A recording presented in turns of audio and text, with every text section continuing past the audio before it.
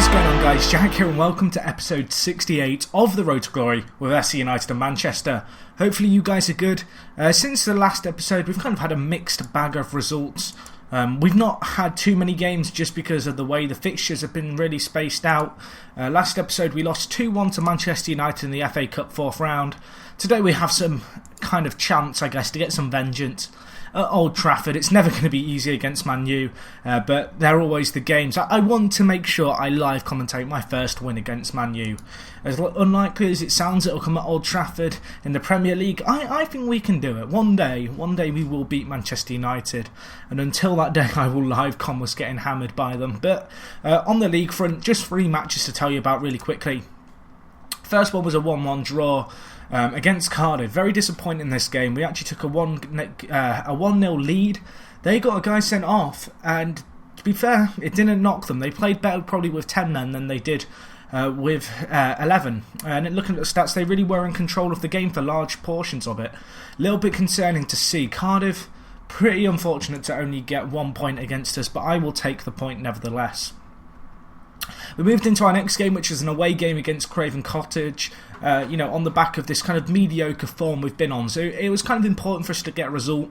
We did get the result. Christopher Brown getting his 2nd goal in as many games. The Trinidad and Tobago lad, so close to 100 caps now. Looking at his stats, his 20 determination and his free kick taking make him such a force in our team. He's able to get some important goals. But this game, Fulham deserved to win, but we got lucky. One of those games. Sometimes you have them, sometimes you don't. Anyway, moving into the last game, probably the most exciting game of the season so far, and another one of the kind of repetitive and repeated results I've seen on this save, a 5-3 defeat at the hands of Spurs at home. Despite kind of, I guess, losing 5-3, the game was a really close one. I would show the highlights, except we'd be here for so long watching all 8, I've really just not got time for them. But looking at our performances, we didn't play best defensively, but the attacking third of our team really put on a good show. Shane Barney and Bob Bowes are getting on the score sheet for us, and Chris Smalling also scoring an own goal. So, mixed bag. Looking at the stats, it was good to see us be competitive against them, particularly after kind of being statistically the worst side against both Fulham and Cardiff. To play well at home against Spurs, who are an incredibly good team, was very good to see. So that was good. And that leaves us where we are now, which is 27 games in. We are 9th in the league. Looking at the stats, we're on 34 points, so there's a little bit of a gap opening up to the teams ahead of us. Realistically, we are going to need 40 points to survive, which is looking very likely. Although it looks like Europe may well be getting away from us, it's important that we just keep on the chase. We've got to remember kind of, I guess last season was a very good first season. In fact, we exceeded all expectations. So to finish top half this year, again, I think has got to be our primary aim. If we can do that, I'll be content with this season's performance. Last year, a little bit of a fluke, you might argue. This year, it's all about kind of establishing a Premier League quality team, and I feel as if that's something that we've done. One of the areas we have been struggling is goals scored. Looking at the club's goal scorers, as you can see, goals spread evenly between our kind of 3 attacking players and our 4-3-3, which is good to see. Shane Barney with 11 goals in 28 games, Barbosa with 10 in 31, and Tarasov's with 9 in 25. None of them particularly crazy. It's a little bit sad to say that, but at least they're getting their kind of fair share of goals. I'd like to see more goals between them all, but 30 isn't too bad a return, all things considering. So that is that. Looking at kind of individual performances based off recent form, Glenn Stewart, as you'd expect, been performing out of his skin of late. He's now kind of adapting to his new role at the club as the right back, obviously with the likes of George Benitez and Pablo, the 2 kind of South American lads coming in. It's seen him kind of get relegated to right back, but it's a position he's playing well. He's also in the process of tutoring Garfield Thompson, the Jamaican lad. Hopefully he can pick up a thing or two from Glenn Stewart going forward, and hopefully that'll help him improve overall as a footballer. Other players playing pretty well. Christopher Brown, as I mentioned, got 2 goals in the last 3 games and 2 goals in 2 before that. Been a really kind of good player for us this year. He's only got 3 goals in total in all competitions, but 2 in the league, 2 assists. He's averaged a 7.3 this season, which isn't too bad, all things considering.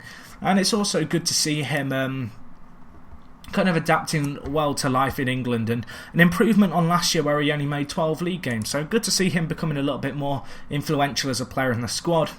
Mohamed Abou and Barbosa have both been playing well. In fact, Mohamed Abou, I really want to highlight this guy because he's kind of been a player who I've overlooked in a lot of videos. But honestly, this guy came in on a free from Manchester City, and I'd never heard of this guy before this save. But I've asked a few people, could you send me screenshots of this guy's stats? Honestly, he looks like a really good bargain if you can grab him from Man City. Very good value for money. I mean, as a creative force in the midfield, 18 creativity, 18 passing. Really nice stats, really for a playmaker, deep line playmaker. He serves that purpose well. He's got good physical stats and good defending stats as well. He's 15 marking and 14 tackling, lending well in the defensive third.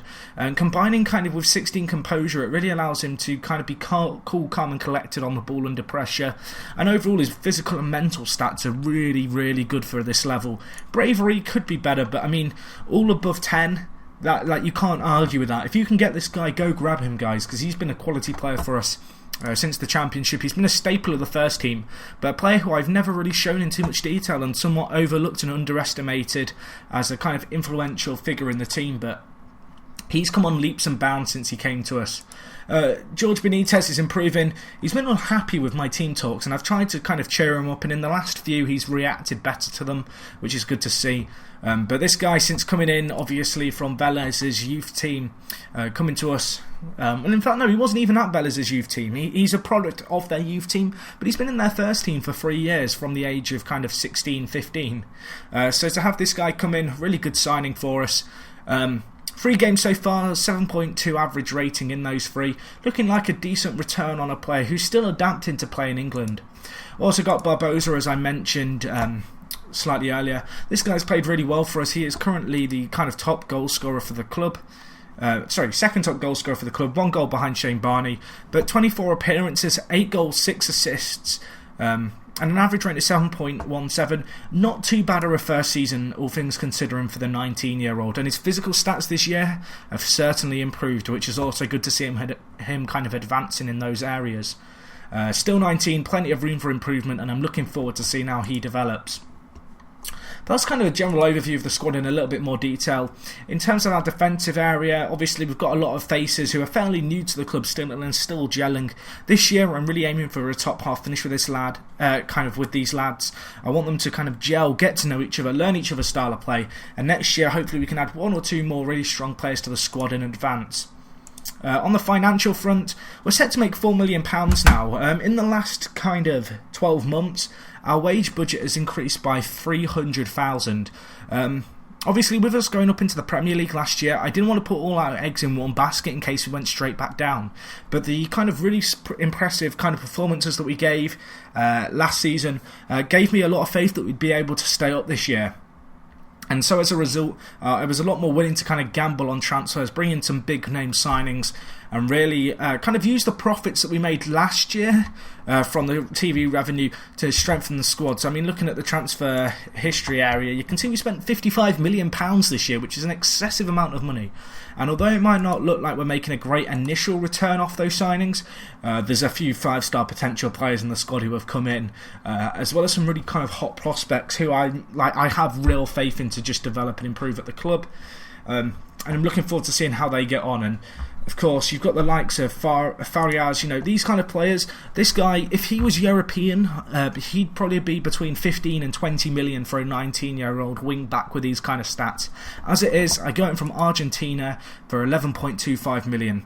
Not given the best performances so far, but I do have faith in this lad to settle. And obviously, with so many players coming from South America this season, it is going to take a while, and some longer than others, for them to get used to our style of play. But anyway, let's crack on straight away into this game. Not expecting the win, but I just want us to play a good game. Obviously, we're still missing the likes of Garfield Thompson, who would probably be on the bench. Calendra, with his broken leg that he suffered at the start of the season, his stats have really declined as a result of it. Slightly concerning to see, considering we spent £10 million to bring him in at the start of last year. But hopefully, 3 to 6 weeks, hopefully he can return with a vengeance for us and really put in some performances alongside Peltari that see us kind of maybe make a late push for European football. But anyway, looking at Man U's squad, it's the squad that I expect them to play with. A very strong team. The likes of Neymar, Goetze, Fierro, Jack Cork, Hamsik, Yarmolenko, Zuma, and Kulu, Romario, De Gea. Some huge players there, and we've got to be aware of them. To be honest, of those players, I'd say at least 6 of them are players that I'd have in my team of wonder kids, like players who I'd sign on an FM save. If I expected, if I was to build a fantasy kind of wonder kid team with Man City or something kind of save, a lot of those players would be players I'd be signing for them. Put it that way, there's a lot of very good wonder kids in that team, particularly in the final third. And to be honest, I don't think I've ever seen the AI grab and create a team as good as this one that I'm playing. This Man U side, particularly in the attacking third, is absolutely ridiculous. But anyway, looks like we're playing not too badly. Obviously, conceding a corner early on isn't great, but looking at the stats, we've actually had one more shot than them, although we're not controlling possession. I don't really expect us to at Old Trafford, but good to see kind of a good general starting performance, it would seem. But we have got to defend here, obviously, using the wing-back Romario, good header away, and now trying to launch that counter-attack with our kind of fairly direct play that we can use, trying to get it to our front three and try and create an attack from there. But no, looking at this, we've got to defend this now. See, we're doubling up then. Pablo and the left back, I can't remember what the left back's called now for us. But then how they doubled up and went for the Romario, I think it was, who whipped in the cross. You'll see in the highlight.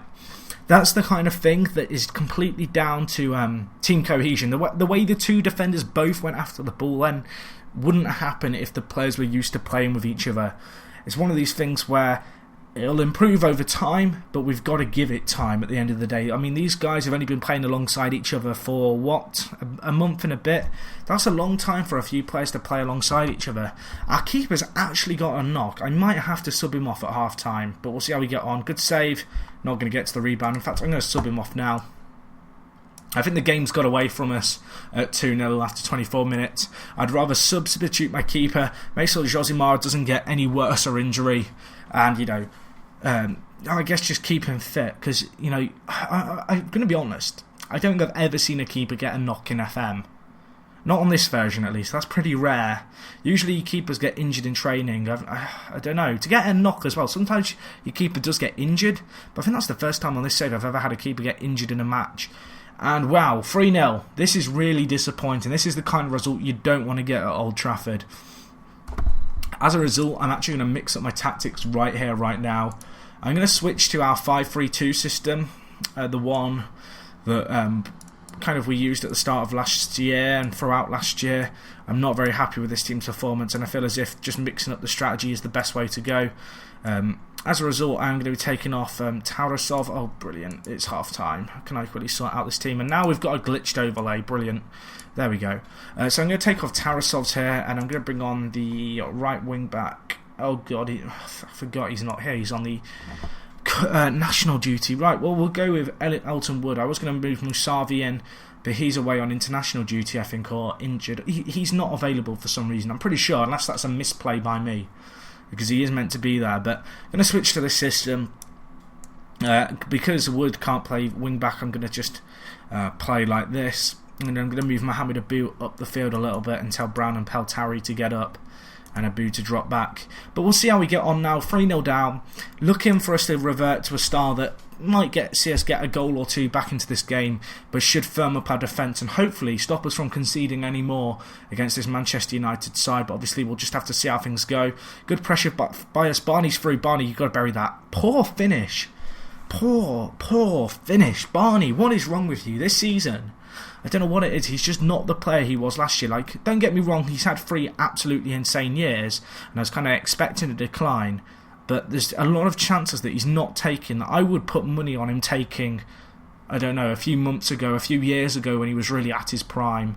And to be honest, the fact that he's out of form this year really has reflected in his price. He's dropped from having a valuation of 12 million to having a valuation of 8 million. And I'm just shaking my head here because that's another miss for Barney. 2 clear-cut chances we've had this half that neither have been taken by Barney. We could be back in this game. It's a little bit disappointing to have to say that. we're actually looking not too bad with this tactic. It's worked fairly well for us, all things considering, after the first half we had. Manchester United perhaps taking their kind of foot off the pedal slightly. 3-0 is still a bitterly disappointing result, particularly considering the chances we had in the second half. I'm just going to go with calm. You were unlucky tonight. Good to see Benitez reacting well, because obviously he has poor morale due to my team talk, so he's reacted well to the last few, so hopefully that's just a weird FM kind of thing going on there. But no, very disappointing to get that result. We weren't in any kind of control of the game, but even so it was hard to take. I'm trying to think if there's anything else I need to tell you about, guys. Oh, two things actually. Number one, I may be bringing back the legend. I may try to get back Billy Reid. It's still kind of up in the air at the moment because of Celtic's valuation of him. But I mean, he went obviously out for us when we were in League One after we won promotion that season for 7.5 million to Celtic, which at the time was a fantastic bit of money.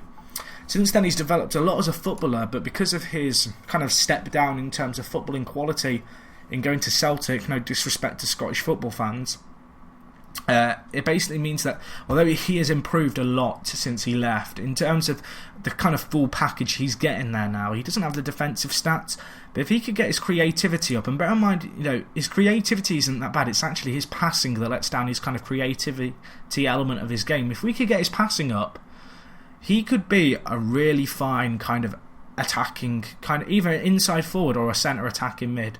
Certainly a guy who I'm keeping a very close eye on. I have actually made a bid for him. The bid that I've made, I don't think it's going to get accepted. It was one of these kind of more spur of the moment ones, but I will just show you it. Okay, I can't show it. Apparently there's no competition from all the clubs, which is good to see. The offer that I've offered is 1 million plus Peltola, the Finnish goalkeeper who's since been replaced by Josimar this season, and then Paula Thum, who obviously a bit of a legend, let's be honest. This guy helped us through the divisions, but he's no more than a kind of championship striker in reality, and with the kind of the players who I've brought in this year, he's just not going to find an opportunity in the first team unless we were to get hit very, very hard by injuries this season. So that's the thinking behind that. Guys, let me know what you think. Am I making a wise move in trying to get Billy Reid back? What do you think about Paula Thum? Obviously, a player who's served very well for us, but he's starting to get on the decline. He's not the player he once was. Sell him while he's still hot. Obviously, Peltola as well. Been a loyal servant to the club, but he's not Premier League class anymore. When he came in League One, he was an absolutely ridiculous keeper. But I mean, now if I do a comparison between him and Josimar, there really is no comparison. You can't see the red very well on this custom attribute thing that I've added. Might have to look into that. But really, not comparable as players. So that's the reasoning behind that. Josimar is just a completely better kind of goalkeeper as a whole. But anyway, guys, I hope you enjoyed this video. As always, give the video a cheeky like button. It helps me out. I'm probably not going to come back for a live com until, I don't know, I might do the Everton game and then do the Man City game. Wait, I'm on episode 68, right? Okay, what I might do is I might do the Everton game as episode 69, and then for episode 70 we will play Arsenal, Chelsea and Man City in our last 3 games. That seems like a fair deal to me, guys. But yeah, that is today's episode over. Well, I say today's episode, I've been uploading like 2 episodes a day, but today I've only done 1 episode, which is kind of unusual, because sometimes I'm playing through like half a season for you guys, which obviously takes a lot of commitment and time. But I know for a fact, just from the way you guys react and stuff, that you guys are absolutely loving this save. And to be honest, this is probably one of the most fun saves I've ever done on FM in a very long time. There's very few saves where you get fully immersed in it, kind of the players, you've poured your heart and soul into some of them. Players like Shane Barney, obviously, club legend, who's also now appeared for England again, which is good to see. Made another appearance for England and got a goal, and is currently England's first choice goalkeeper as well, which is kind of odd to see. And Billy Reid on the bench, a player who I want to return.